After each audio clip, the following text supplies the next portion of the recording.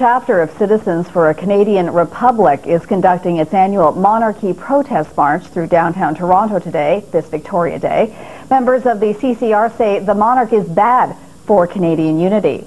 Joining me with more is Rafe Heydel-Mankoo. He is the editor of Burke's Peerage and Century, Britain's premier guide to royalty and aristocracy. Thank you very much for joining us today. We really do appreciate it.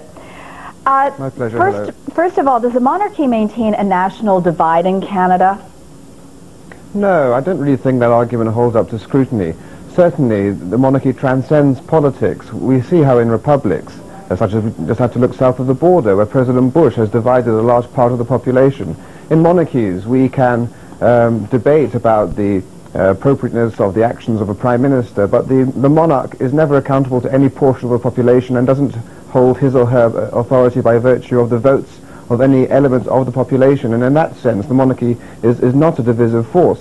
I mean, really, if you think about it, the Canadian crown is part of that golden thread that winds its way through the national fabric, linking together essential elements of the Constitution and linking key episodes in the national story. To suggest that it's divisive, that to me just doesn't make sense. How do Canadians view the monarchy? What do they see it as a symbol of? Well, I think Canadians realize that the monarchy is an important element of the national constitution. They realize that in an era when everything seems to change ever so rapidly and ever so dramatically, the monarchy is a rock around which we can congregate, and we do need these symbols in a modern era to remind us of who we are. It's an important element of our national identity.